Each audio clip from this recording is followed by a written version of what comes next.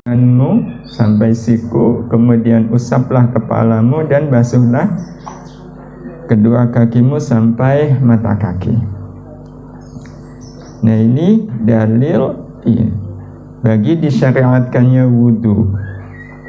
Dan di ayat ini bimbingan rahmati Allah memberikan satu pengertian yang sangat dalam bagi kita, betapa wudu itu punya kedudukan yang sangat tinggi di sisi Allah Subhanahu wa Ta'ala.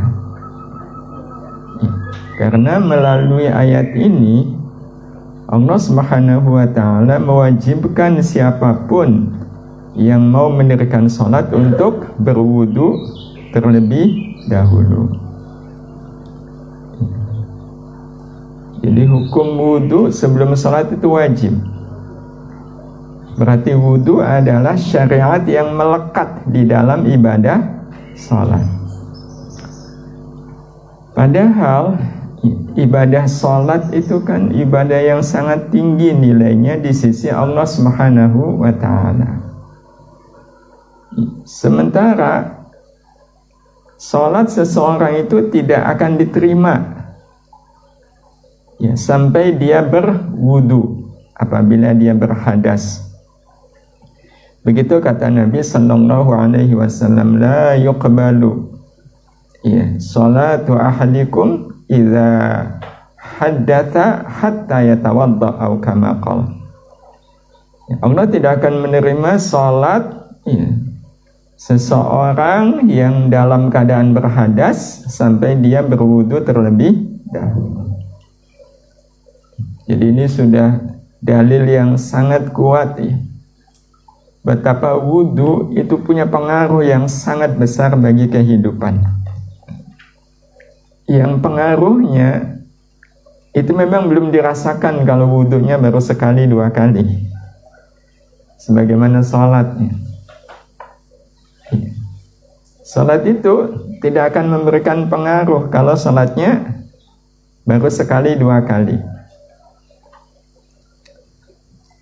Atau, nah ini ataunya, kadang kan kita bertanya-tanya nih, sejauh mana pengaruh sholat bagi kehidupan. Kalau kata Allah Subhanahu wa Ta'ala di surat Al-Ankabut ayat 45,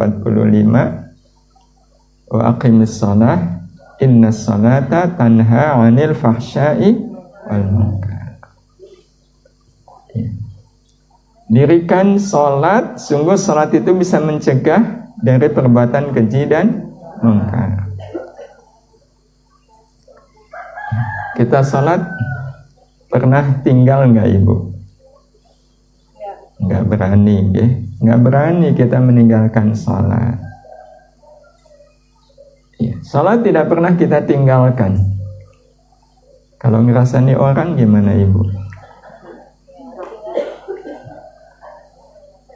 Ini kan jadi tanda tanya. Padahal cerita jelek orang lain itu mungkar. Sementara kata Allah, salat bisa mencegah kita dari melakukan perbuatan keji dan mungkar. Nah, kenapa ini sangat boleh jadi? Yang kemudian harus kita lihat adalah sejauh mana pengaruh wudu. Pengaruh wudu bagi kehidupan. Pengaruh wudu bagi kehidupan. Sebab di samping yang tadi sudah saya sebutkan Ibu, wudu itu punya kedudukan yang sangat tinggi di sisi Allah, karena Allah meletakkan sahnya sholat itu di dalam wudu. Nah, yang kedua, wudu itu sendiri,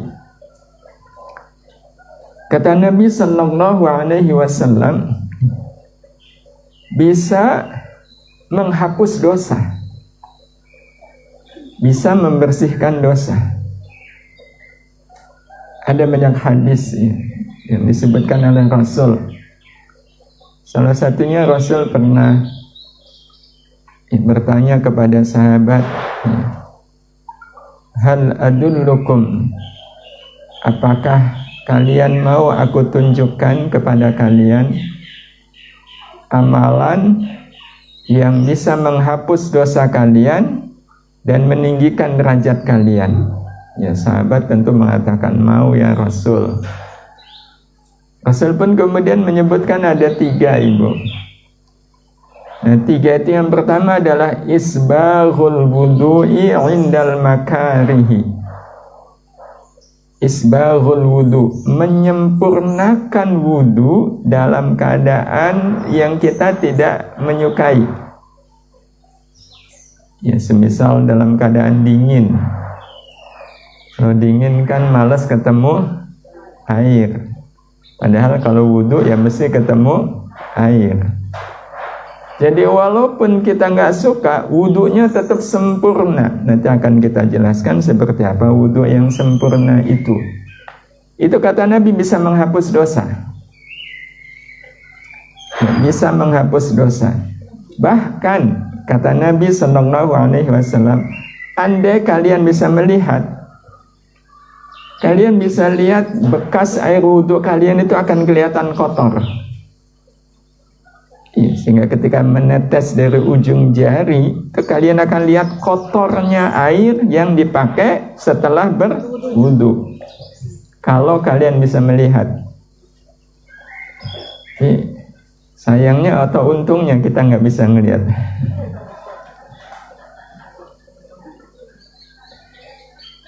Tapi Imam Abu Hanifah itu bisa melihat, Ibu.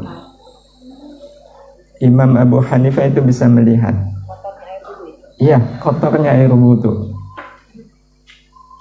Karena beliau bisa melihat, beliau itu berfatwa. Fatwa beliau, air bekas wudu itu dihukumi tidak boleh dipakai. Alasannya karena kotor. Iya. Sama sekali tidak boleh dipakai, mendekati najis.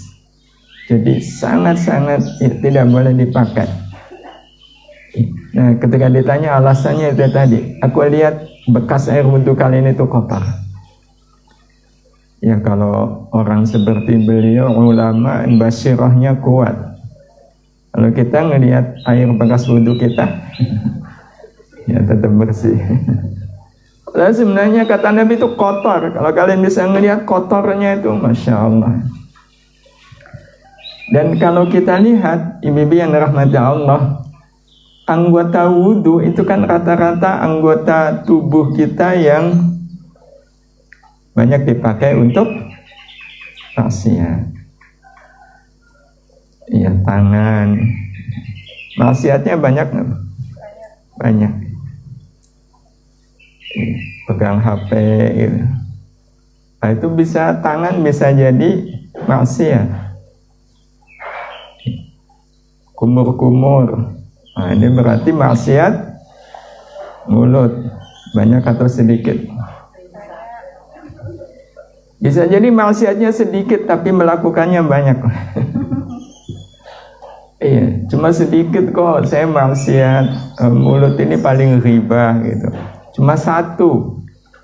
Iya, cuma 1, tapi sehari bisa 30 kali mengribah.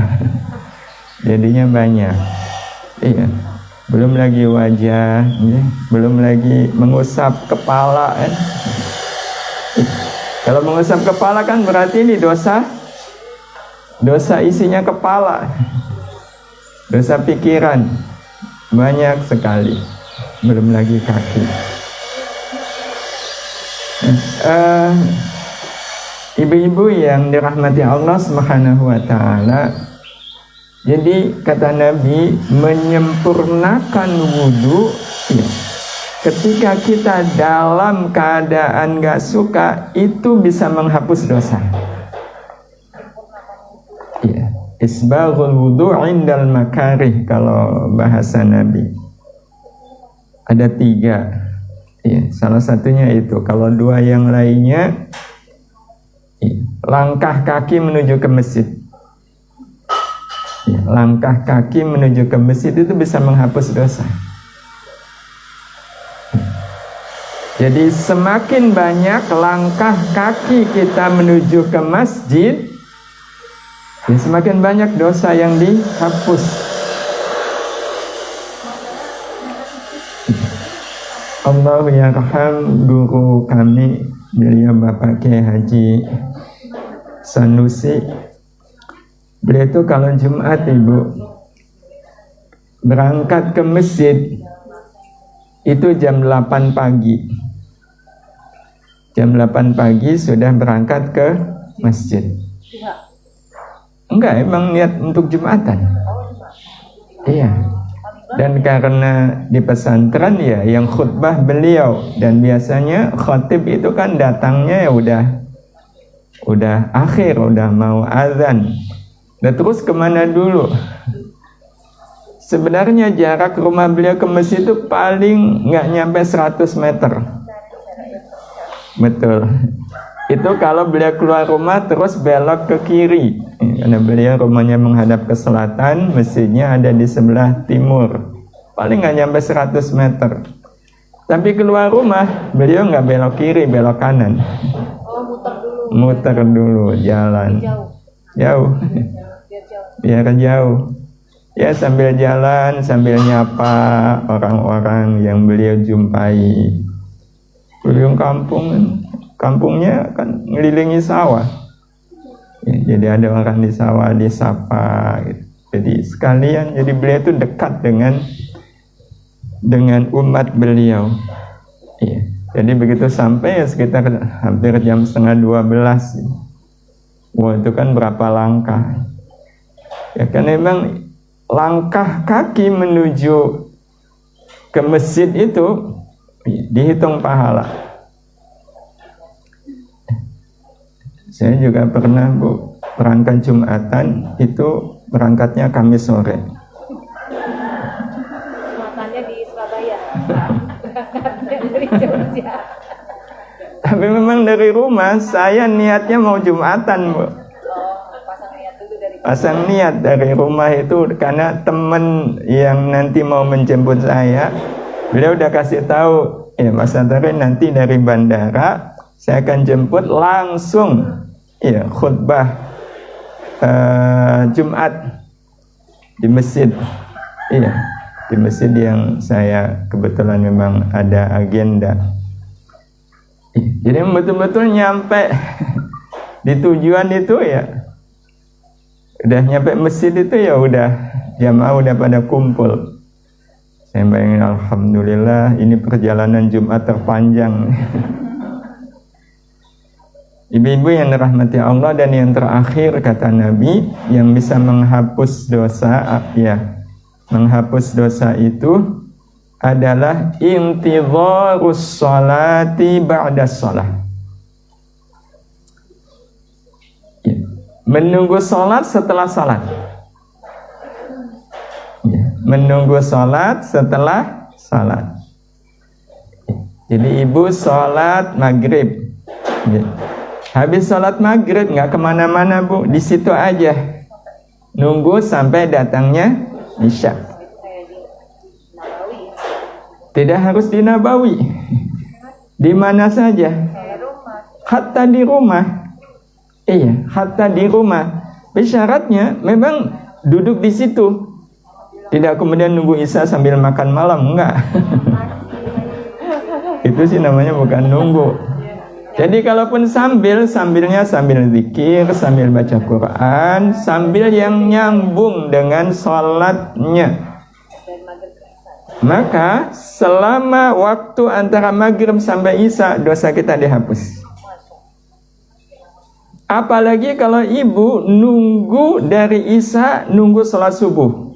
Masya Allah, tidur.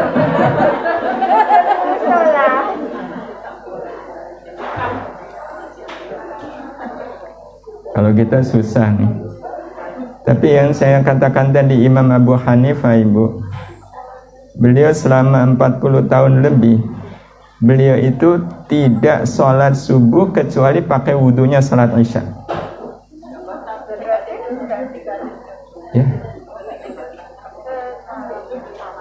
ya, lebih dari 40 tahun. Tidurnya jam berapa? Ya enggak lah Bu.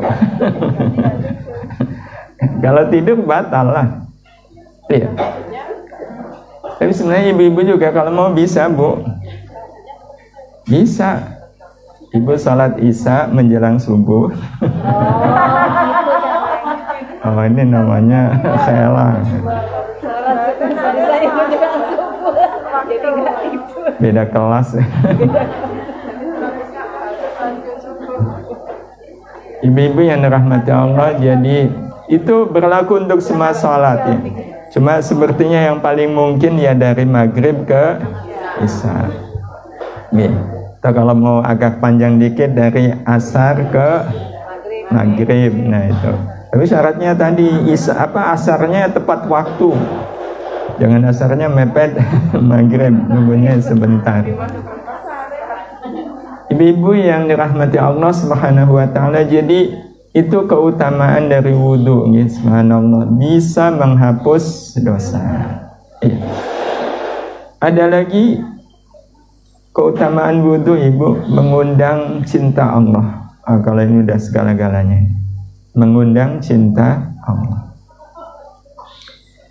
Seperti yang disebutkan oleh Allah di surat Al-Baqarah ayat 222. Innallaha yuhibbut tawwabin wa yuhibbul mutatahhirin. Di ujungnya ya, di ujung surat, kalau dari awalnya kan yas'alunaka 'anil mahid qul huwa adza fa'tazilun nisaa fil mahid. Nah, nanti di ujungnya innallaha yuhibbut tawwabin wa yuhibbul mutatahhirin. Sesungguhnya Allah itu senang, cinta kepada orang-orang yang bertaubat dan cinta senang kepada orang-orang yang bersuci. Nah, salah satu wujud bersuci adalah dengan berwudu. Ibu-ibu yang dirahmati Allah, 3 ini sekali lagi sudah cukup menjadi bukti betapa wudu itu sangat-sangat bermakna bagi kehidupan. Pertama, menjadi syarat diterimanya sholat. Padahal sholat adalah ibadah yang sangat tinggi nilainya di sisi Allah. Yang kedua, menjadi sebab diampuninya dosa. Ibu-ibu yang dirahmati Allah, amalan yang bisa menghapus dosa itu sebenarnya memberi isyarat kepada kita betapa Allah sangat suka terhadap amal tersebut. Jadi salah satu cara kita mengetahui apakah ibadah ini sangat dicintai oleh Allah, adalah salah satunya dengan melihat salah satu balasan bagi orang yang melakukan amal itu diampuninya dosa. Jadi kalau di Quran atau di hadis ya, disebutkan oleh Allah atau oleh Rasulnya, barang siapa yang melakukan amal ini Allah akan mengampuni dosa, itu menunjukkan amal ini sekali lagi amat sangat istimewa di sisi Allah. Amat sangat istimewa di sisi Allah. Kenapa? Karena sampai Allah mengampuni dosa kita. Padahal kalau betul-betul hitam di atas putih, dosa kita ini untuk diampuni susah atau gampang? Oh, susah. Salah satu kriteria bahwa dosa kita sulit untuk diampuni adalah dari sekian banyak dosa yang kita lakukan, itu kebanyakan kita lakukan dengan sengaja atau nggak sengaja? Sengaja. Kalau sengaja, ibu tahu nggak kalau pas kita berbuat dosa itu Allah ngelihat?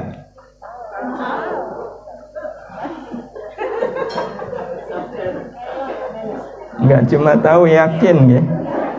Tahu Allah ngelihat terus sengaja, itu artinya kita sudah berlaku apa ke Allah? Meremehkan. Betul? Itu susah atau gampang kalau dari sisi meremehkannya untuk diampuni? Oh, susah. Iya.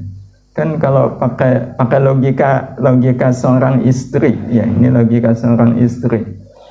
Dia ngelihat suaminya melakukan perbuatan yang tidak disukai oleh istri sengaja dan istrinya ngelihat. Padahal kesalahan suami itu sulit sekali, betul-betul kesalahan yang nggak bisa diterima oleh istri. Terus ketika ditanya, Pak, Bapak berbuat seperti itu sengaja nggak? Sengaja. Wah, itu sebagai istri ini serasa diapakan? Mudah nggak untuk memaafkan suami ini? Susah, nggak ada maaf bagimu. Tapi suatu saat, ya, berat sekali kan memaafkan. Tapi suatu saat suami ini melakukan sesuatu yang sedemikian sangat sesuatunya, sangat istimewanya, hingga akhirnya hati istri ini luluh. Karena melihat apa yang dilakukan oleh suaminya. Hati istri ini luluh, kemudian mau memaafkan. Berarti apa yang dilakukan oleh suami ini sesuatu yang biasa atau luar biasa? Sampai istrinya mau memaafkan. Maka kalau dengan wudu Allah memaafkan dosa kita. Padahal sekali lagi kalau mau dihitam di atas putih, susah sekali dosa kita ini diampuni. Tapi dengan wudu Allah mau mengampuni dosa kita. Berarti wudu dalam pandangan Allah itu amal biasa atau luar biasa? Luar biasa. Kalau luar biasa, kenapa kita tidak wudu? Iya. Jadi nilai istimewanya itu sungguh amat sangat luar biasa. Karena itu sangat-sangat wajar, ibu-ibu yang dirahmati Allah, banyak orang-orang yang dalam hidupnya pengen sekali menjaga wudu. Ya, istilah santrinya dawamul wudu. Ya, melanggengkan wudu. Jadi wudunya tidak hanya nunggu ketika mau sholat. Iya. Dawamul wudu, dawam itu melanggengkan. Itu istilah santri. Dawamul wudu. Itu keutamaannya luar biasa. Beruntung orang-orang yang mau menjaga wudu. Apalagi kalau untuk ukuran ibu-ibu yang fasilitasnya Masya Allah, wudu itu susah atau gampang? Tinggal apa ibu? Tinggal buka keran ya, gampang, super gampang ya. Jadi sayang kalau fasilitas yang sedemikian gampang mudahnya tidak dimanfaatkan untuk melakukan amal yang sangat istimewa di sisi Allah, yaitu wudu. Nah, baik itu dari sisi keutamaan ya. Nah, berikutnya dari sisi kaifiyah. Ya, meskipun sebenarnya ya, ibu kan sudah wudu berulang kali ya. Jadi kenapa kok sekarang ngaji lagi? Sesungguhnya begini ibu, yang tadi kita katakan ya, kita sudah tahu keutamaan wudu, tapi kok wudu masih susah ya. Terus gimana caranya agar saya betul-betul tertarik untuk bisa menjaga wudu? Tahu salah satu caranya ibu? Salah satu caranya adalah ngulang kembali ngaji bab wudu. Ya, ya, walaupun kita sudah paham. Karena yang namanya ilmu, ibu-ibu yang dirahmati Allah, aslinya nggak mengenal bosan. Iya, aslinya nggak mengenal bosan. Iya, kenapa nggak mengenal bosan? Karena akan selalu ada manfaat dari ilmu yang kita pelajari walaupun kita sudah mempelajarinya. Bagaimana bosan? Wong tiap hari ibu makan nasi, bosan nggak?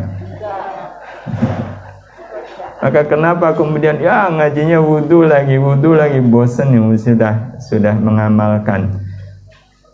Pastinya akan selalu ada hikmah lain yang mudah-mudahan Allah Subhanahu wa taala karuniakan kepada kita, sehingga setelah kita ngaji bab wudu lagi hari ini, kebermaknaan wudu menjadi lebih terasa dan pengaruh bagi kehidupan kita juga lebih terasa. Amin ya Allah ya rabbal alamin. Ibu-ibu yang dirahmati Allah, tentang kaifiyah tata cara wudu.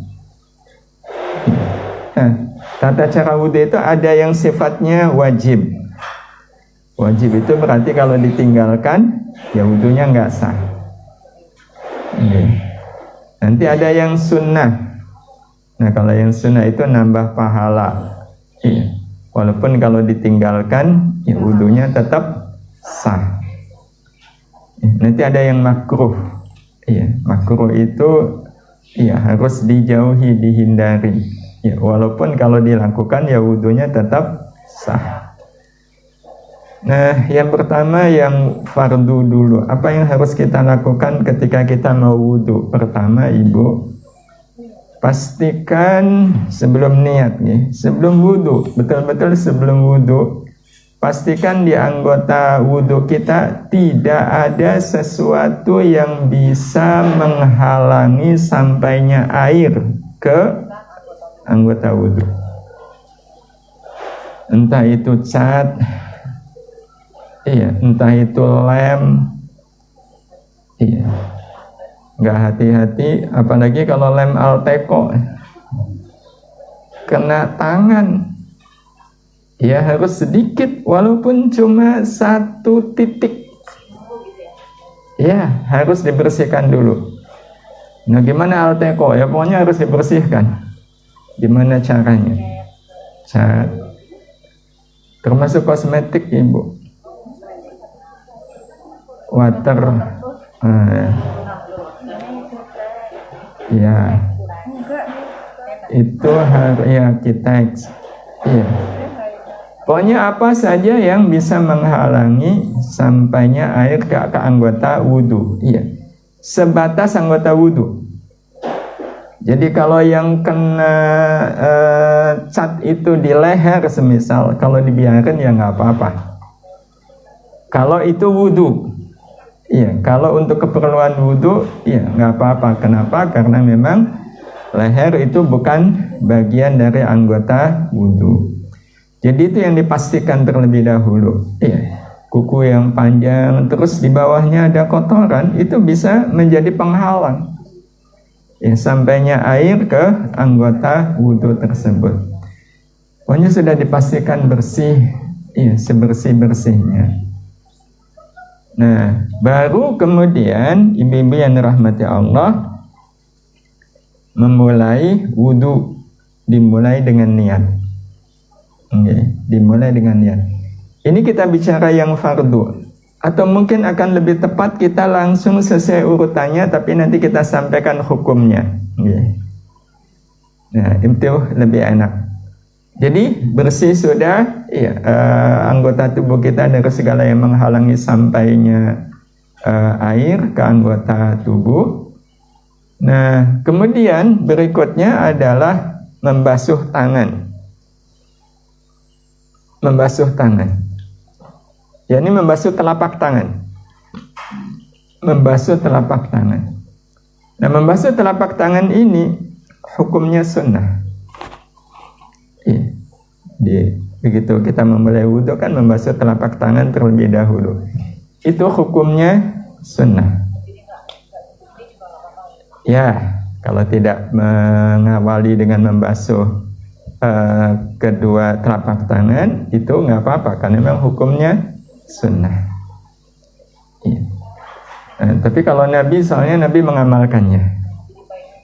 Ya, jadi Nabi sebelum wudhu itu beliau membasuh kedua telapak tangan beliau.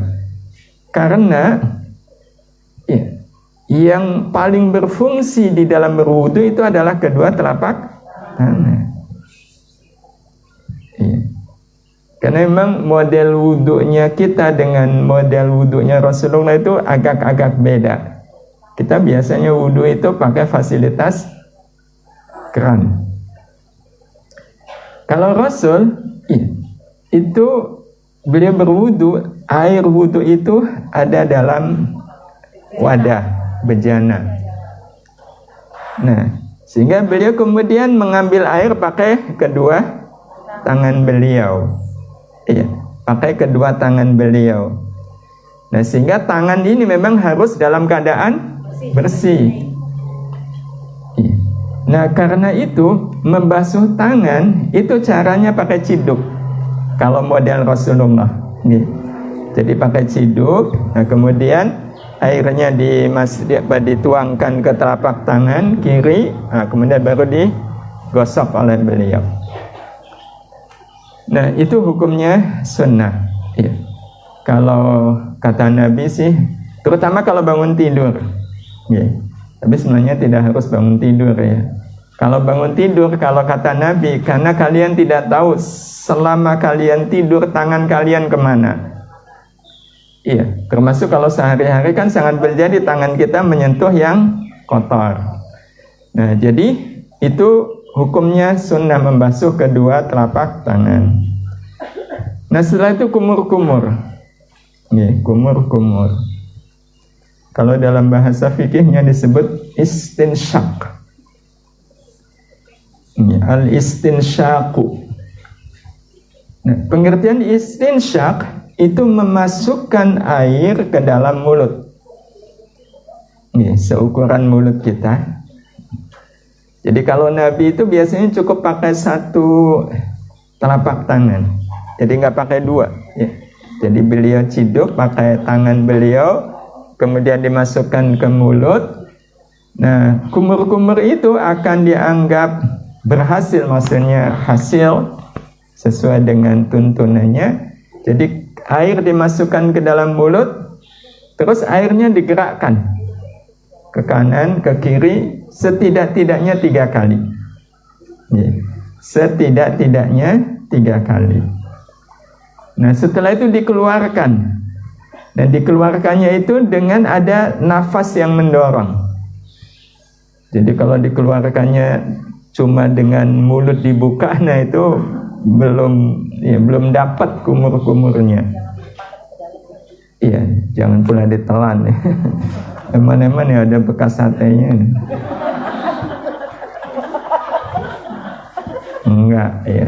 Jadi airnya dikeluarkan.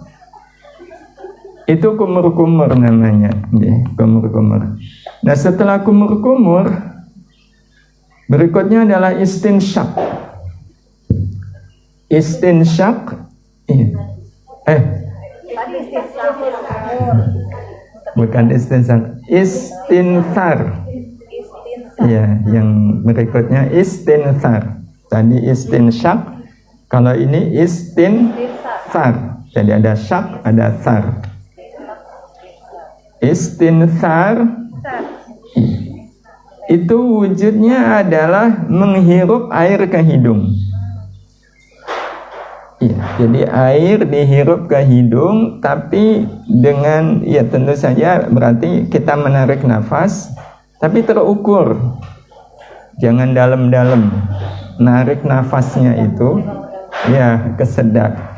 Ya, jadi terukur. Nah, ini perlu latihan kalau belum pernah. Jadi caranya tetap tadi ambil air pakai telapak tangan, kemudian diletakkan di lubang hidung. Nah, begitu diletakkan di lubang hidung, kita tarik nafas. Ya, kita tarik nafas, tapi ya terukur tadi. Sekiranya air masuk ke hidung, tapi tidak sampai ke dalam. Iya, jadi ya memang butuh latihan. Begitu sudah, langsung dihembuskan keluar. Nah, itu yang dimaksudkan dengan istinthar. Iya, itu yang dimaksudkan dengan istinthar. Jadi bukan kemudian memasukkan jari telunjuk dan jempol ke lubang hidung. Itu bukan istinthar. Iya, nggak tahu namanya apa. Ngupil. Oh, ibu tahu istilahnya. Ya, jadi sunnah wudhu itu istinthar, iya, istinsyaq dan istinthar. Iya, istinthar. Iya, pakai sa. Iya. Nah, kemudian itu juga hukumnya sunnah, sebagaimana istinsyaq itu juga hukumnya sunnah. Nah, kemudian selanjutnya ada lagi kesunahan yang harusnya ini didahulukan. Tadi saya lupa, yaitu siwak. Siwak ini sebelum kita membasuh tangan, mendahului, ya, mendahului. Iya. Jadi siwak dulu, siwak dulu. Sebelum membasuh tangan. Iya, sebelum membasuh tangan. Nah, siwak ini, iya, itu bisa sikat gigi. Kalau sikat gigi nggak memungkinkan, setidaknya, ya kalau ibu pernah ke Mekah kan banyak orang jualan. Ya, kayu siwak itu digosokkan 3 kali saja itu sudah terhitung mengamalkan sunnah siwak. Karena sunnah siwak sebelum wudhu itu oleh Nabi nyaris diwajibkan. Iya, nyaris diwajibkan. Karena bahasa hadisnya, laula an asyqa ala ummati la amartuhum bisiwaki 'inda kulli wudu'in. Kalaulah tidak memberatkan umatku, sungguh aku perintahkan mereka bersiwak setiap kali mau wudu. Kalau tidak memberatkan umatku, sungguh akan aku perintahkan mereka bersiwak, ya, setiap kali mau wudu. Itu kan menunjukkan Rasul pengennya wajib, tapi kayaknya umatku ini akan berat nih. Nah, atas dasar ini maka para ulama mengkategorikan siwak itu hukumnya sunnah. Itu ini kan sunnah yang sangat, ya, sunnah muakkad. Nah, setelah siwak baru tadi, ya, membasuh tangan. Tapi jangan lupa waktu membasuh tangan itu mengucapkan bismillah. Iya, mengucapkan bismillah. Jadi mengucapkan bismillahnya sambil membasuh tangan. Kenapa membaca bismillah? Ini juga bagian dari perintah Nabi Sallallahu Alaihi Wasallam. Nah, jadi setelah baca bismillah sambil basuh tangan, kemudian kumur-kumur, setelah itu istinsyar. Nah, berikutnya baru membasuh wajah. Nah, pada saat membasuh wajah, nah itu kita harus menyertakan niat wudhu. Jadi niat wudhu itu dijatuhkan pada saat membasuh wajah.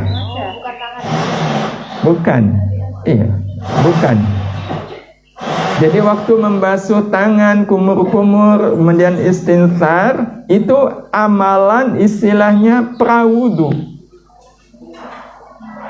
Iya, itu bukan wudhu, tapi menjadi sesuatu yang sangat baik dilakukan sebelum wudhu. Iya, jadi ya kayak mengucapkan bismillah, sebenarnya kan bukan bagian dari wudhu. Iya, tapi iya, sunnah kalau mau wudhu pakai baca bismillah. Nah, jadi niat wudhu itu dijatuhkan pada saat membasuh wajah. Nah, niatnya apa? Nah, kalau bicara soal niat, ibu-ibu yang rahmati Allah, niat wudhu itu wujudnya adalah amdul qalbi ala fi'lil wudu'i limtithali awamirillah atau amrillah. Jadi yang dimaksudkan niat wudhu adalah kesengajaan di dalam hati bahwa saya memang mau wudhu, saya memang sedang melakukan amal bernama wudhu. Kesengajaan hati untuk melakukan wudhu, itu yang dimaksudkan dengan niat. Haruskah dilafazkan? Tidak. Karena niat itu justru di dalam hati. Di dalam hati. Jadi sambil membasuh wajah, nah di situ sambil niat. Wujudnya ya pokoknya hati ini menyengaja bahwa yang saya lakukan ini adalah amal bernama wudhu. Enggak. Iya, enggak. Karena kalau dilafazkan kan harus sebelum wudhu. Padahal membasuh wajah itu setelah menghisap air ke hidung. Tapi kalau mau memantapkan boleh. Iya. Jadi setelah menghisap air ke hidung, saya pengen mantep nih niatnya. ya silakan aja dilafadzkan. Tapi itu tidak harus. Dan soal ini juga para ulama ada khilaf. Ada yang mengatakan itu nggak ada tuntunannya, tapi ada yang mengatakan nggak apa-apa, karena niat itu untuk menguatkan niat yang sesungguhnya. Ya. Jadi niat wudhu itu niat untuk menguatkan hati. Ya. Jadi silahkan. Tapi yang paling penting adalah niat itu di dalam hati. Nah, hanya saja ibu-ibu yang dirahmati Allah, para ulama kemudian menggarisbawahi tujuan dari niat wudhu itu.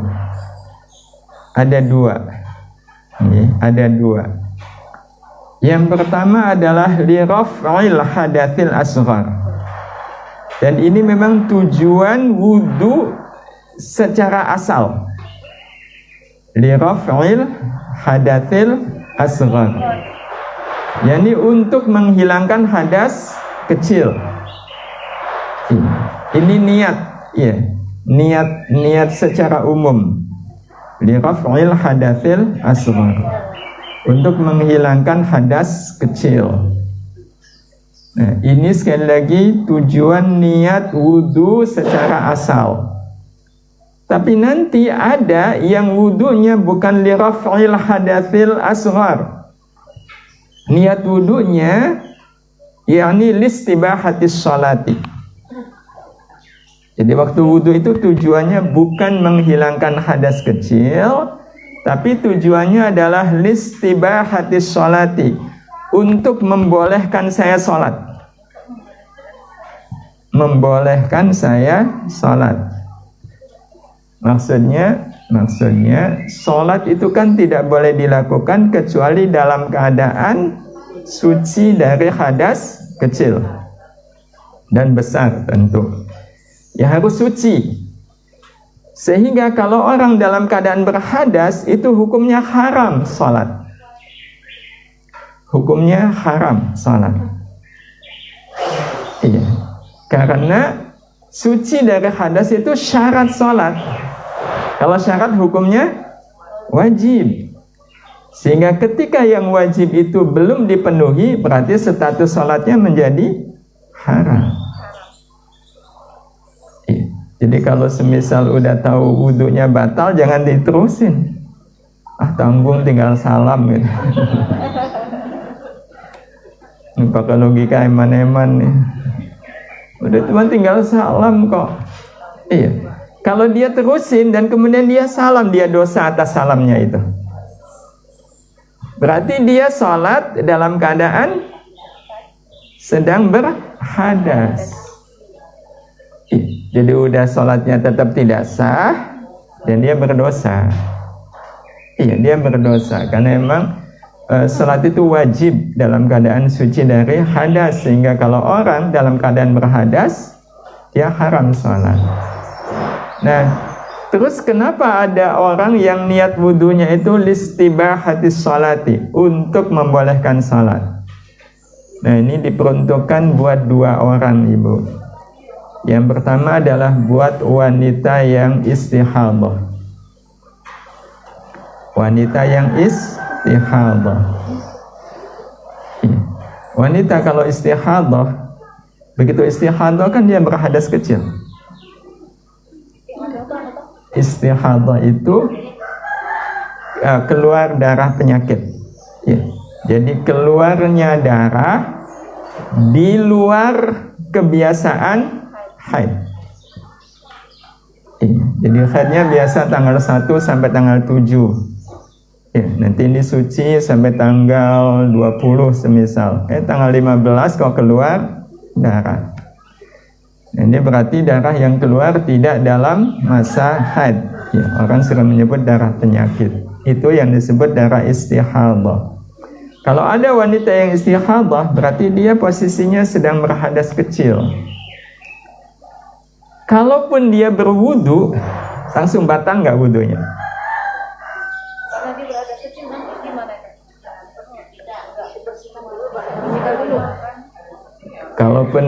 Kalaupun dibersihkan, darahnya tetap keluar nggak?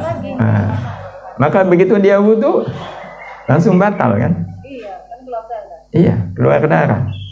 Iya. Nah, maka untuk wanita yang istihadah seperti ini, niat wudunya bukan li raf'il hadatsil asghar, tapi listibahatis sholati, untuk boleh melakukan salat. Karena secara asal harusnya dia nggak boleh salat. Iya, karena keluar darah. Begitu keluar darah, kalaupun habis wudu, batal wudunya. Hal yang sama dengan salisul bauli. Salisul bauli itu orang yang terus menerus buang air kecil, beser. Jadi dia nggak bisa ngontrol air kecilnya, iya. Atau buang angin, bisa jadi karena penyakit, iya. Nah, orang seperti ini begitu wudu batal, wudu batal, wudu batal. Nah, maka untuk yang salisul baul ataupun yang istihadah, ada cara sendiri yang diatur di dalam kitab fikih ketika dia mau sholat. Ketika dia mau sholat. Nah, caranya adalah dia berwudu setelah masuk waktu sholat. Ini bagi wanita yang istihadah atau bagi siapa saja yang salisul baul.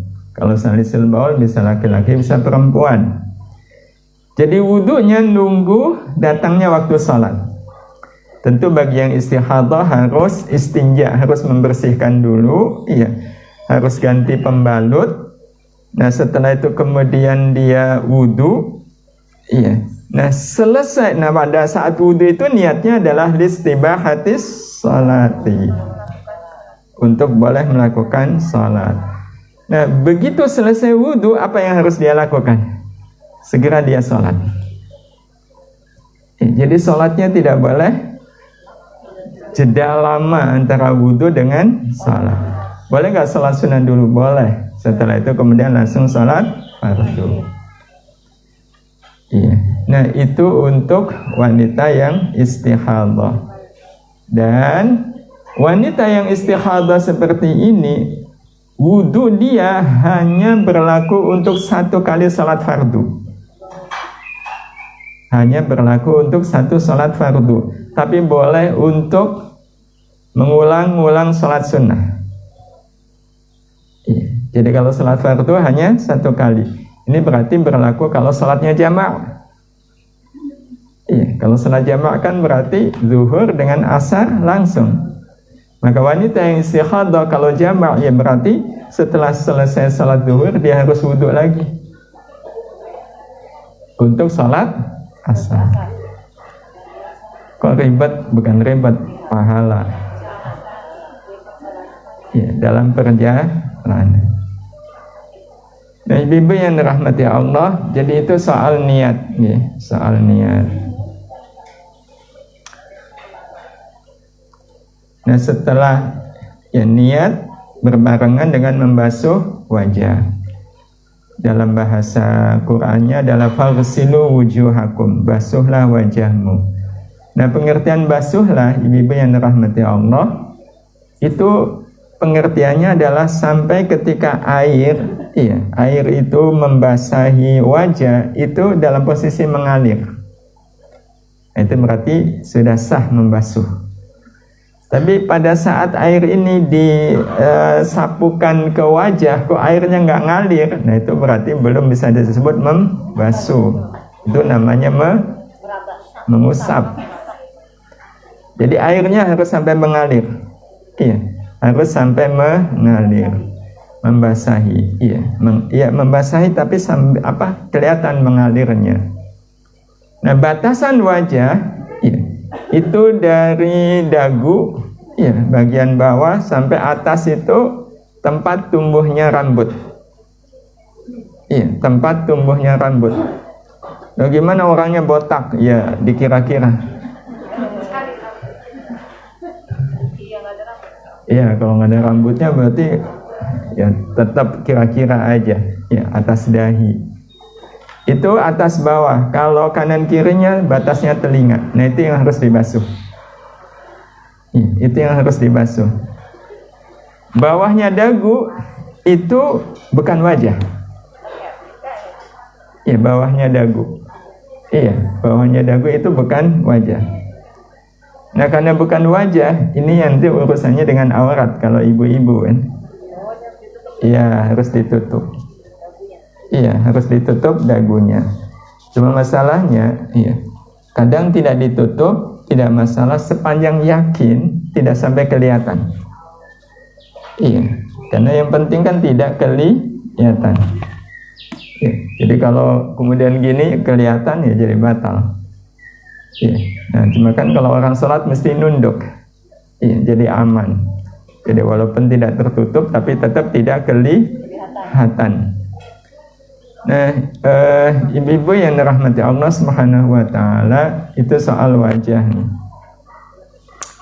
Kemudian setelah itu membasuh tangan, fausilu wa aydiyakum ilan marafiq, kedua tangan sampai siku. Iya. Membasuh kedua tangan sampai siku. Sudah sangat kita pahami. Iya. Kemudian setelah itu wamsahu bi ru'usikum, mengusap kepala. Nah, soal mengusap kepala ini ada sedikit perbedaan di kalangan para ulama. Kalau di kalangan Hanafi dan Maliki, wamsahu bi ru'usikum itu mengusap semua kepala. Ya, sampai ke belakang. Ya, karena dalam pandangan mereka, wamsahu bi ru'usikum, bi di sini itu sifatnya ziyadah, tambahan. Ya. Jadi usaplah bi ru'usikum, maksudnya usaplah kepalamu, berarti semuanya. Ya, berarti semuanya. Nah, tetapi kalau Imam Syafi'i dan Imam Hambali mengatakan bahwa bi di situ artinya sebagian. Karena secara bahasa bi itu artinya dengan. Iya, artinya dengan. Nah, kata dengan itu bisa bermakna sebagian, bukan semuanya. Jadi contoh semisal saya memegang pisau dengan tangan saya. Dengan tangan saya. Iya. Nah, waktu memegang pisau dengan tangan, apa semua tangan? Enggak, sebenarnya yang memegang kan cuma telapak tangannya saja. Berarti biru'usikum di situ tidak memiliki arti semua kepala, tetapi sebagian kepala. Nah, ini perbedaan yang nggak ada masalah. Iya, nggak ada masalah. Jadi kalau mau ikut Imam Malik, Imam Hanafi, ya semua kepala. Nah, kalau semua kepala, maka caranya kedua ini jempol ya diletakkan di kening, pelipis, ya betul, maaf, pelipis, terus dipertemukan telunjuk di atas dahi, kemudian digerakkan ke belakang. Iya, itu sudah cukup. Dan kemudian dikembalikan ke depan, jadi belakang, kemudian kembali ke depan, nah itu sudah terhitung mengusap kepala. Iya. Nah, kalau yang ikut Imam Syafi'i, Imam Ahmad, Ibnu Hambal, ya udah bagian mana aja, mau ubun-ubunnya, mau belakangnya. Tetapi yang jelas kepala, bukan rambut. Karena ada yang kemudian mengusap rambutnya, padahal rambutnya rambut panjang. Yang nggak sah. Karena bahasa Qur'annya adalah usaplah kepala. Ya itu rambutnya ya, karena kepalanya ketutup rambut. Iya. Jadi ya tetap dihitung sebagai mengusap kepala. Nah, setelah kepala kemudian mengusap telinga. Nah, pengertian mengusap itu beda dengan membasuh. Kalau membasuh berarti airnya menggenang di telapak tangan. Kalau mengusap yang penting tangannya basah, diusap. Sama dengan telinga. Nah, telinga ini baik bagian dalam maupun bagian luar. Iya, prakteknya udah ibu-ibu udah paham nih.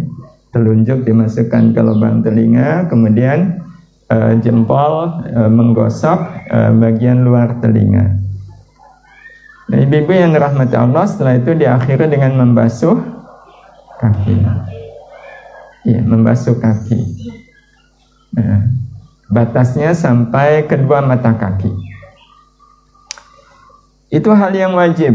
Iya. Hal yang maaf, itu cara maaf. Tadi ada yang sunnah, ada yang wajib. Mengusap telinga itu hukumnya sunnah, tapi kalau membasuh kaki itu hukumnya wajib.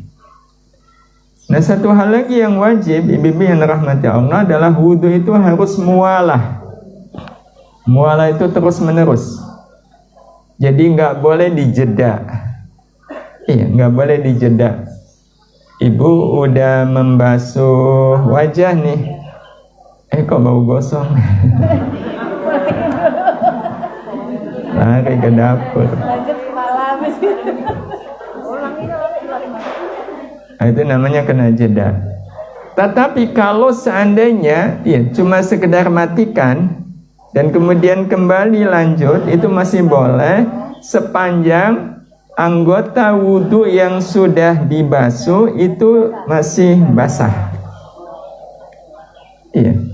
Nah, jadi kalau masih basah boleh lanjut. Itu masih terhitung mualah karena ukurannya adalah ukuran anggota tubuhnya masih basah. Iya. Nah, tapi kalau udah kering, nah itu iya, harus dari awal lagi. Iya. Itu kalau wudhu. Tapi kalau mandi boleh kredit, Bu. Kalau mandi besar. Iya. Nyicil, betul. Oh, kredit. Nyicil. Itu boleh kalau mandi. Jadi semisal badan kok masih nggak enak nih. Iya. Tapi pengen kepalanya dulu lah gitu. Ya nggak apa-apa. Ya, kepalanya dulu udah niat nih, udah niat. Iya, tapi udah kepada repot mendingan sekalian nih kalau mandi. Tapi kalaupun seandainya karena 1-2 hal nggak apa-apa. Mungkin kehabisan air gitu ya, baru masuk kepala habis airnya. Iya, ya udah lanjutnya kepala tidak wajib dibasuh kalau itu mandi. Tapi kalau wudu harus diulang. Ibu-ibu yang dirahmati Allah, itu kita mengamalkan wudu. Nah, setelah selesai wudu, ya, sunnah berdoa. Asyhadu an la ilaha illallah wa asyhadu anna Muhammadar Rasulullah. Allahumma waj'alni minal mutatahhirin. Itu doanya. Iya, itu doanya.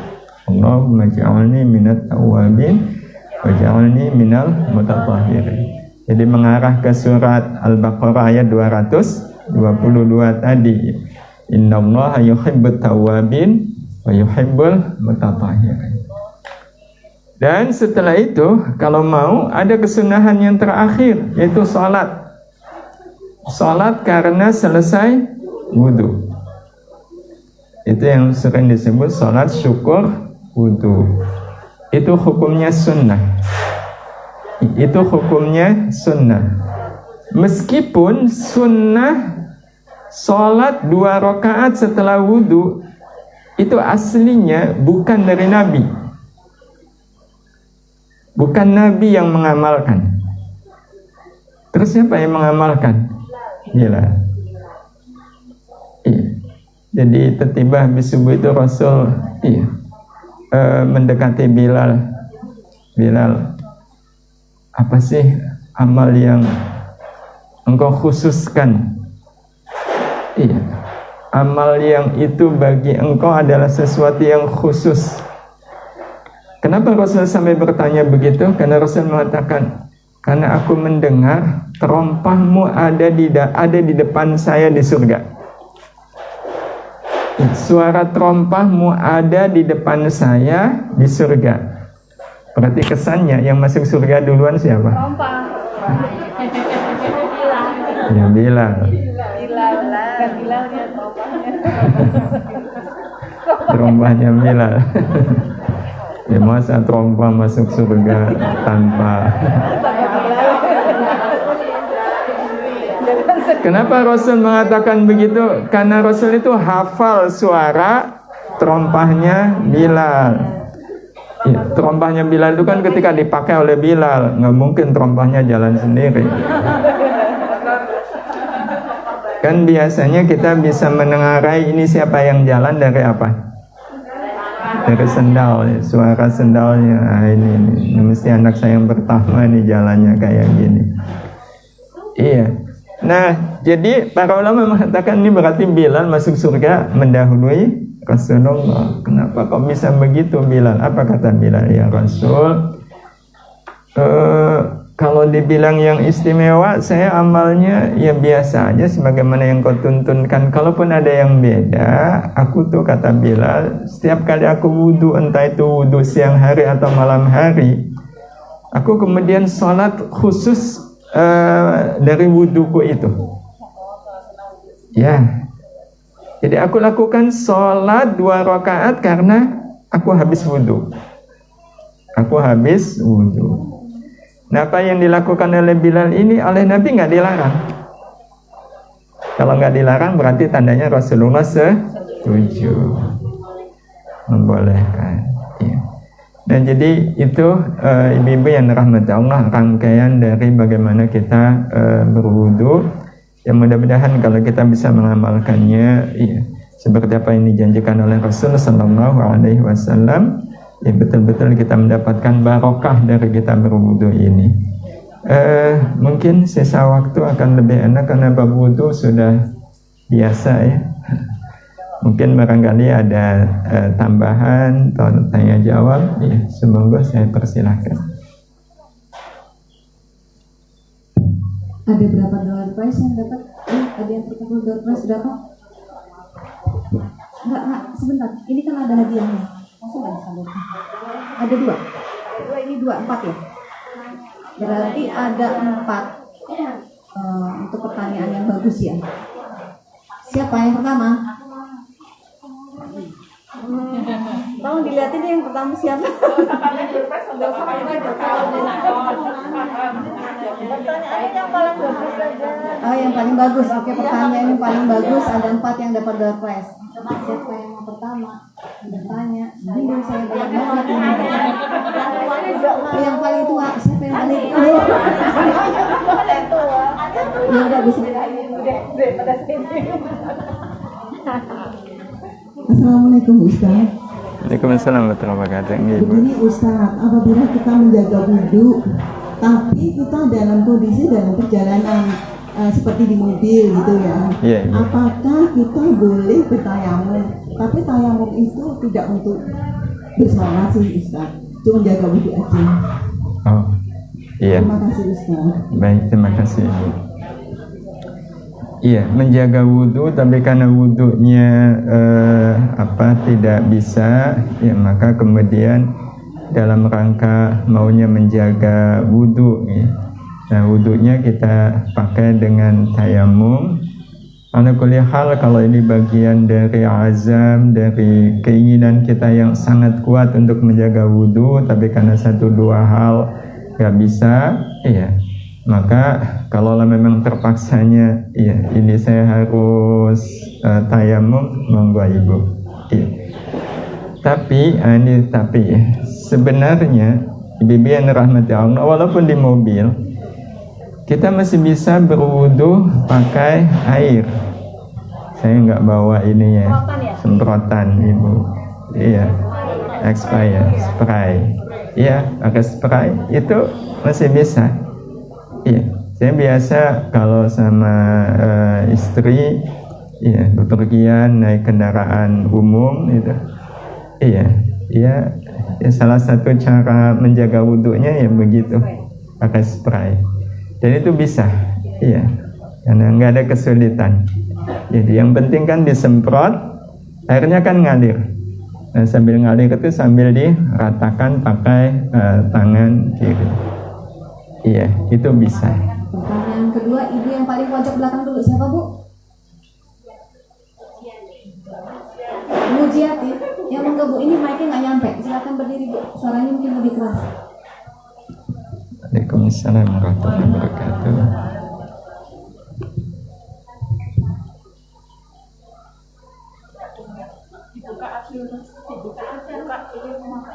Maskernya dibuka Bu biar kedengeran. Kumur. Itu sunnah atau wajib?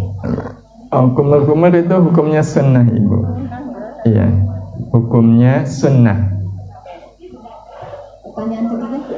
Iya, tidak harus. Iya, jadi kalau memang waktu wudhunya sangat terbatas, itu terburu-buru, ya dilewatin nggak apa-apa. Tapi kalau seandainya nggak ada halangan, kok dilewatin sayang. Karena walaupun sunnah itu pahalanya sangat besar. Oke, ya, Ibu. Terima kasih.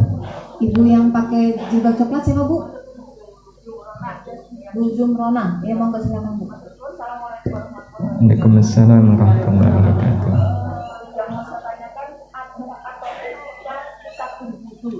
Maaf, soalnya saya pernah tanya kalau wudhu di kamar mandi Boleh? nggak pakai baju. Oh, iya.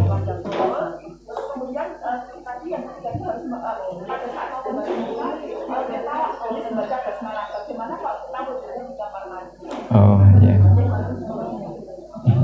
Baik, terima kasih Ibu. Ya, tadi saya belum menyampaikan hal yang makruh, ya. Hal yang makruh ketika kita berwudu. Jadi di samping ada yang sunnah, ada juga yang makruh.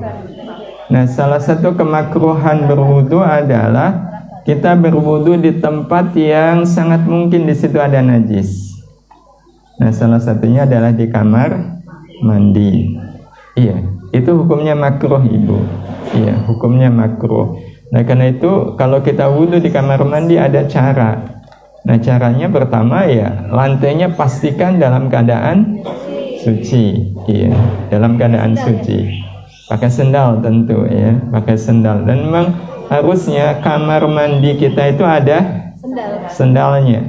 Iya, ini memang saya nggak tahu kenapa kadang kalau kemana-mana itu nggak ada sendal.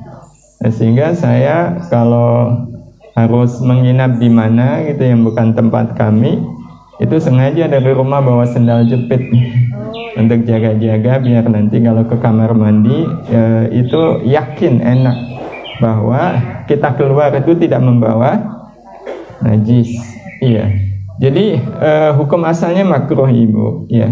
Jadi kalau bisa di luar sebaiknya di luar. Karena kalau kita meninggalkan yang makruh jadi dapat pahala. Tapi kalau karena memang nggak ada pilihan kecuali di kamar mandi, ya nggak apa-apa. Iya. Dan dalam keadaan tidak menutup aurat, itu nggak ada kaitan dengan wudu, tetapi hukumnya juga sama, makruh.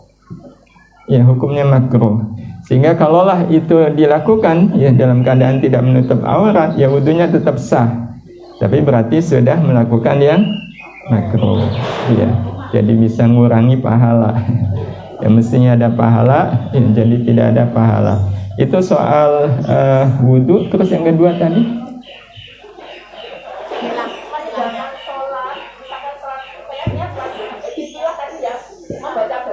Oh, yang itu doanya ya. Ya otomatis nanti doanya di luar. Iya, di luar kamar.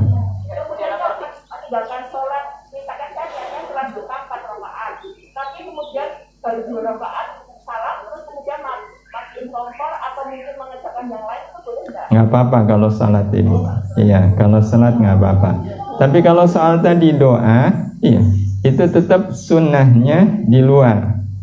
Iya, tidak di hati. Iya, tidak di hati. Kenapa? Karena doa itu kan wujud dari kita menghadap Allah. Beda dengan zikir. Iya, kalau zikir itu kan ya nggak apa-apa di kamar mandi tapi di hati aja. Iya, tapi kalau sudah doa itu rasanya tetap aja kan doa sunnahnya mengangkat tangan. Iya, dan doa juga sebaiknya ada suara. Iya, ada suara. Nah maka kalau doa pilihannya tetap harus segera keluar dari kamar mandi untuk kemudian berdoa. Begitu Ibu. Terima kasih. Bu Kris, mungkin hadiahnya bisa dikasih. Kotak infak udah muter, Kris. Pertanyaan ketiga dari sebelah sini. Baik, Mas.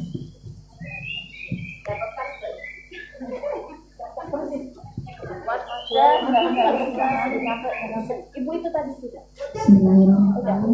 Ustaz, yang saya tanyakan,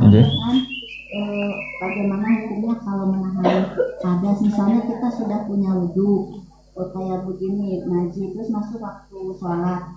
Karena kalau mau kan masih wudhu, tapi udah kebelet pengen buang angin atau buang air besar kecil, tapi kan takut ketinggalan atau di sananya ngantri gitu ribet, terus kita tahan. Bagaimana itu sah atau itu kebiasaan ibu-ibu banyaknya begitu, nanti pipisnya setelah sholat, kalau ke kamar mandinya setelah sholat kan. Oh iya. Dalam keadaan menahan. Iya. Baik, sholat sambil menahan hadas, gitu. Baik hadas buang air kecil atau hadas buang angin, ya. Ditahan hukumnya makruh. Iya, sholat sambil menahan buang air kecil, menahan buang angin itu hukumnya makruh. Dasar makruhnya udah jelas kan, jadi pikirannya bercabang. Ada energi dan lain sebagainya. Iya. Jadi akan lebih baik kalau memang nahan ya dilepas, iya, dilepas. Kok nanti antri? Nah, alasan antri itu tidak bisa menghilangkan kemakruhan.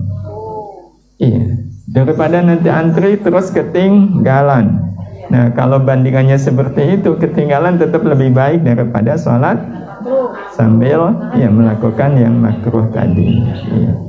Dan insya Allah kalau lillahi ta'alanya kuat, kekhawatiran antri dan lain sebagainya, kekhawatiran ribet dan lain sebagainya itu ya dengan izin Allah ya nanti menjadi mudah, ya dimudahkan oleh Allah Subhanahu wa ta'ala. Begitu Ibu. Pilihannya kalau sedang sholat kita terasa mau buang hadas dibatalkan saja.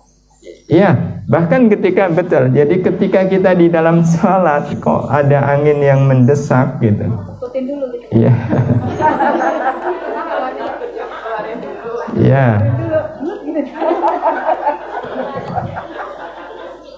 Begitu Ibu, ya. Terima kasih. Ada lagi yang bertanya, Bu Feni, J, monggo. Ini nggak nyampe. Terima kasih. Ya.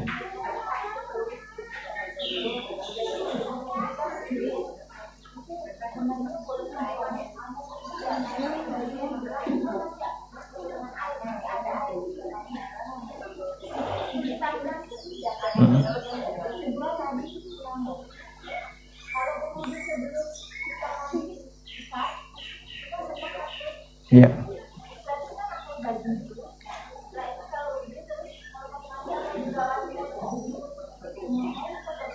Oh, iya. Baik, ada dua ya. Pertama soal ibu yang sakit ya, apa boleh ya dalam keadaan sakit terus tayamum. Begini Ibu, tayamum itu hanya dibolehkan untuk orang yang dalam dua keadaan. Dua keadaan itu yang pertama kalau pakai air itu nanti akan masyakot itu akan memberatkan. Mungkin dia sakit ya atau sejenisnya yang kalau kena air sakitnya jadi tambah atau jadi nggak sembuh-sembuh. Nah, yang kedua adalah kalau memang nggak ada air, iya nggak ada air dan sudah berusaha, iya sudah berusaha. Nah, sudah berusaha itu usaha yang masih mungkin, masih mampu. Jadi semisal sanyo di tempatnya ibu mati, di rumah nggak ada air, padahal harus sholat. Apakah boleh langsung tayamum? Enggak, harus usaha dulu. Usahanya apa? Ya, minta sama tetangga. Nah, kalau masih mungkin minta sama tetangga, nah, maka harus usaha minta sama tetangga, numpang sama tetangga, atau ke masjid. Ya udah berarti harus ke masjid, karena masih ada usaha yang bisa dilakukan. Tapi kalau seandainya mati itu satu kampung gitu, iya, kalaupun harus harus nyari air itu udah sangat-sangat kesulitan. Ya sebenarnya bisa, tapi udah sampai pada taraf sulit, sudah sangat berat.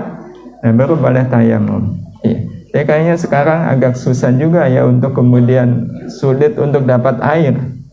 Iya. Gampang. Nggak ada air kalau cuma untuk wudhu beli satu aqua. Ya.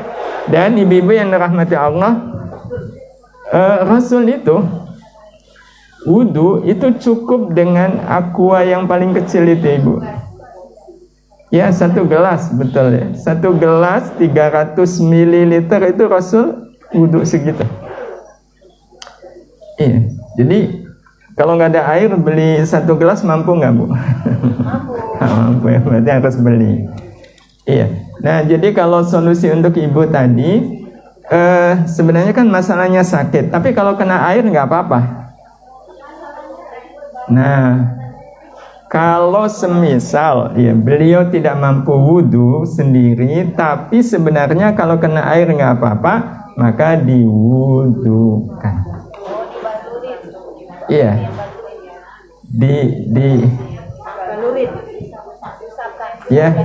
ya, disemprot terus ibu yang mewudukan. Iya, itu sah nanti. Iya, jadi yang membasuh, iya. Itu orang yang sehat. Iya, pakai semprotan. Iya, enggak. Jadi wudhunya di tempat beliau berbaring, ya airnya yang didekatkan ya. Dengan cara disemprotkan, kemudian ibu ratakan itu air ke bagian wudhu beliau. Insya Allah wudhu beliau sah. Iya, begitu ibu. Terima kasih. Ada pertanyaan lagi, tapi karena ini door prize-nya udah habis, tanpa door prize ya Bu. Siapa lagi yang mau tanya? Oke, Bu Tri Arwari. Assalamualaikum. Waalaikumsalam warahmatullahi wabarakatuh. Di dalam wudhu itu kita boleh sambil bicara enggak? Karena di rumah kan saya punya anak kecil. Terus dia udah tak kasih tahu, nek ibu mau wudhu jangan ngajak ngomong dulu, tapi dia ngajak ngomong terus itu ya wis. Gitu aja. Assalamualaikum warahmatullahi wabarakatuh. Waalaikumsalam warahmatullahi wabarakatuh. Iya, baik Ibu. Jadi hal-hal yang dimakruhkan di dalam wudhu itu banyak ya. Tadi saya baru nyebut satu ya, berwudhu di tempat yang ada najisnya, itu makruh. Terus termasuk yang tadi Ibu sampaikan, ya, berwudhu sambil ngobrol, ya, itu hukumnya makruh. Ya, hukumnya makruh. Ya. Jadi hukum asalnya makruh. Ya. Hukum asalnya makruh. Kecuali kalau semisal ya, kalau semisal itu darurat, ibu lagi wudhu, suami nanya mana kuncinya, padahal suami buru-buru.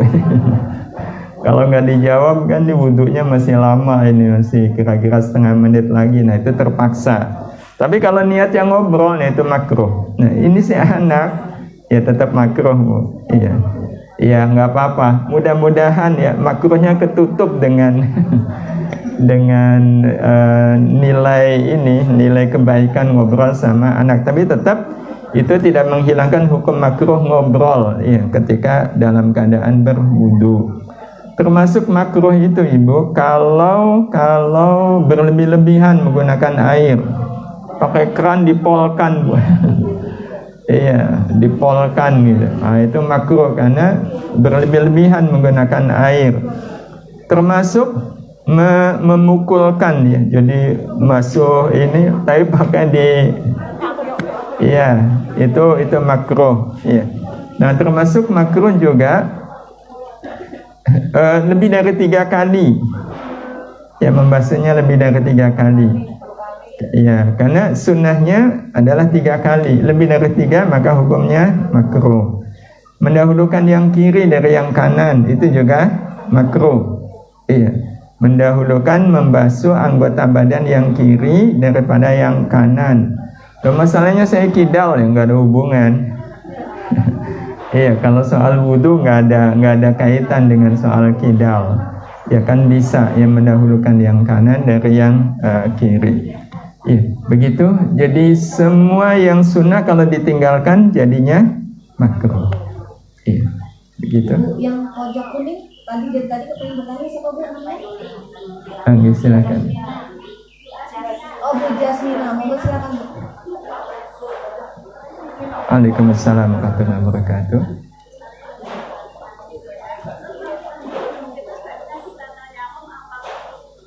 Kalau apa Ibu?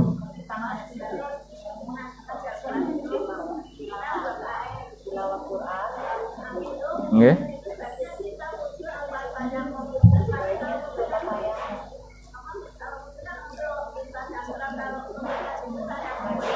Oh. pakai tayamum sama wudu. Iya, baik. Soal ngaji, nggih.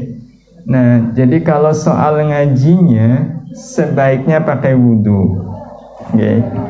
Karena dalam keadaan berwudu itu adab, nggih. Adab kita membaca ayat-ayat Allah Subhanahu wa taala. Itu sangat-sangat dianjurkan untuk dalam keadaan berwudu. Dan itu yang dicontohkan oleh para salafus salih. Imam Malik Ibu, kalau beliau mau mengajarkan hadis, itu beliau nggak pernah, walaupun beliau mengajarkan hanya satu hadis, kecuali beliau berwudu terlebih dahulu. Iya, kecuali beliau berwudu terlebih dahulu. Jadi memang orang-orang zaman dahulu sama wudu itu kayak mengkeramatkan. Mengkeramatkan artinya, kalau bahasa keramat kok nggak enak ya. Ada karomah yang sangat tinggi. Iya, ada karomah yang sangat tinggi di dalam wudu. Nah, karena itu sebisa mungkin, ya apalagi kita membaca Al-Quran itu dalam keadaan berwudu.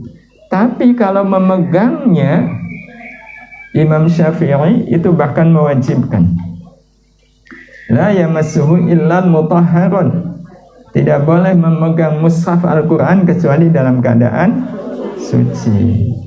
Jadi kalau pegang Qurannya itu harus dalam keadaan berwudu.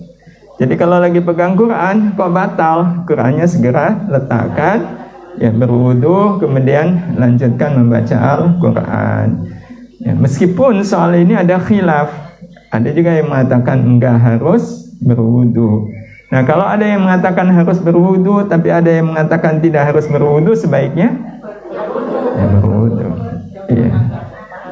Ya, karena insya Allah ya tetap menjadi kebaikan. Baik, begitu Ibu. Ada lagi yang bertanya?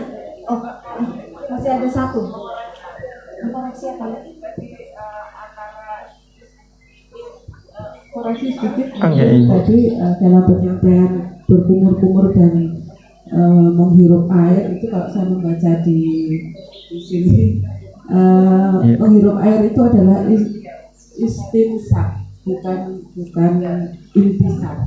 Kebalik tadi mungkin Ustaz. Oh. Iya, makanya tadi saya lihat Ustaz agak ragu-ragu, makanya saya coba mengkoreksi di sini apa itu istisar dan istinsak dan isti'tar. Iya. Baik Ibu. Iya. Waalaikumsalam warahmatullahi wabarakatuh. Iya, baik. Saya agak lupa juga mana yang kumur-kumur, mana yang baik. Tapi ini koreksi kalau sudah ada rujukannya. Iya, berarti itu yang nanti akan dipegangi. Tapi intinya berarti kumur-kumur dan menghirup air ke hidung. Iya, menghirup air ke hidung. Iya. Baik, terima kasih Ibu koreksi. Lagi terakhir Ustaz, ini dari pengurus kayaknya. Oke, silakan. Oke, Ibu. Istighfar. Ya.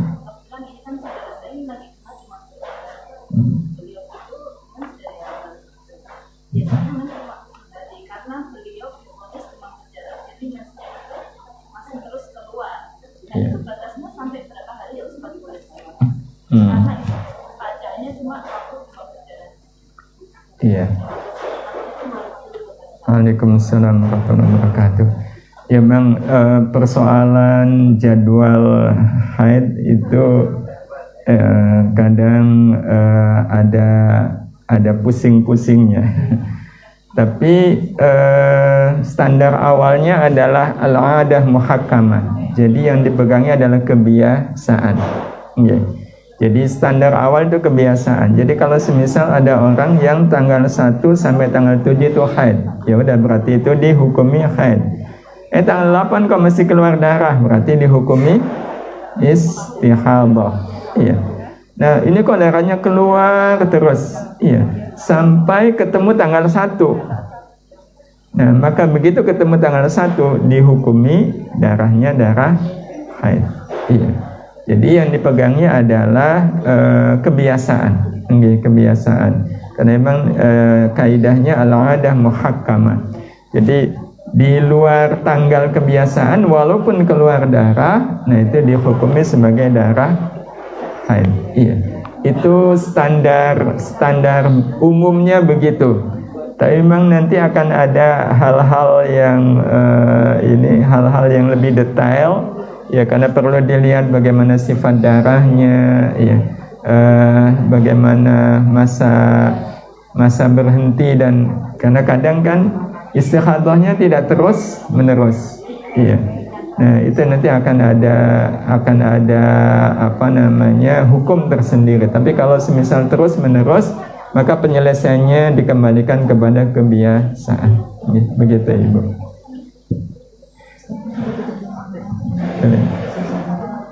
Masih ada. Baik, alhamdulillah, ibu-ibu yang dirahmati Allah. Walaupun ini ilmu yang ibu-ibu sudah insyaallah ya sudah paham, tapi kita sangat berharap majelis ini tetap diberkahi oleh Allah Subhanahu wa taala, dan bersama-sama kita betul-betul memohon kiranya Allah senantiasa memberikan bimbingan terbaiknya untuk kita semua. Ala hadhihi niyyah al-Fatihah. A'udzu billahi minasyaitonir rajim. Bismillahirrahmanirrahim. Alhamdulillahi rabbil alamin. Arrahmanir rahim. Maliki yaumiddin. Iyyaka na'budu wa iyyaka nasta'in. Ihdinas siratal mustaqim. Siratal ladzina an'amta 'alaihim ghairil maghdubi 'alaihim waladdallin. Amin. Bismillahirrahmanirrahim. Alhamdulillahi rabbil alamin. Allahumma salli ala sayyidina Muhammad. Allahumma salli ala sayyidina Muhammad. Allahumma salli ala sayyidina Muhammad.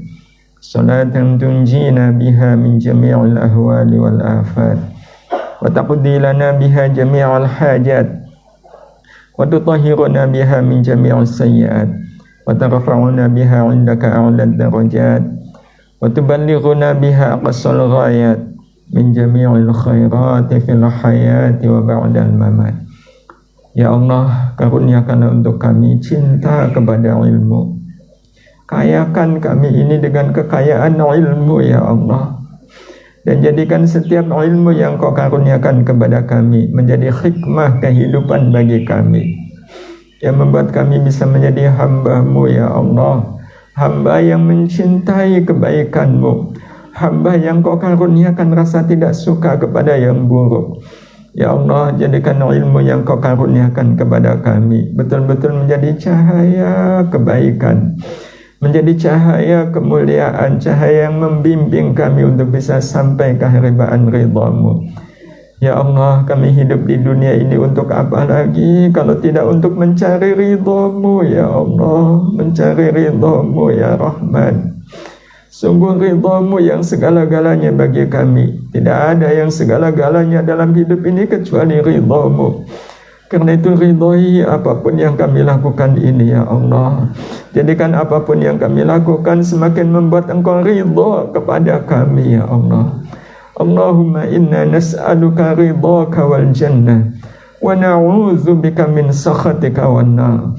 Ya Allah, ya Rahman, ya Rahim, kepadamu kami memohon, kepadamu kami meminta. Karuniakanlah untuk kami rasa cinta kepada iman, ya Allah.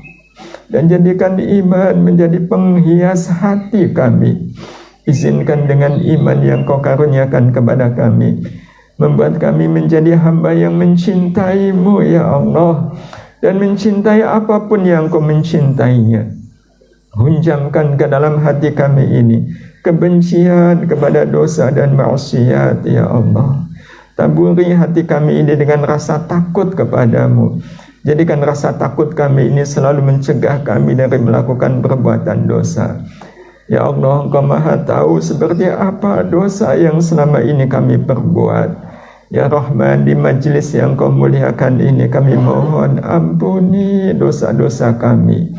Ampuni sebanyak apapun dosa yang pernah kami perbuat. Ampuni sekelam apapun masa lalu kami. Ampuni pula senista apapun aib-aib yang selama ini kami sembunyikan. Ampuni semuanya, ya Allah. Jadikan saat ini betul-betul menjadi saat ampunan bagi kami. Ya Allah, kami mohon kepadamu, utuhkan kebersamaan kami hidup di duniamu saat ini mulia. Utuhkan kembali kebersamaan kami di akhirat nanti mulia. Dengan Engkau jadikan majlis syamilah ini ya Allah, majlisnya para ahli kebaikan, majlisnya para ahli ilmu, majlisnya para ahli istiqamah ya Allah, majlisnya para ahli husnul khatimah, dan menjadi majlisnya para ahli surgamu ya Allah. Birahmatika ya arhamar rahimin. Rabbana atina fid dunya hasanah wa fil akhirati hasanah wa qina azaban nar. Wa sallallahu ala sayyidina Muhammad wa ala alihi wa sahbihi ajma'in.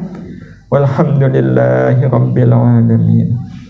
Mudah-mudahan Allah mengabulkan doa-doa kita semuanya. Mohon maaf atas segala salah dan khilaf. Assalamualaikum warahmatullahi wabarakatuh.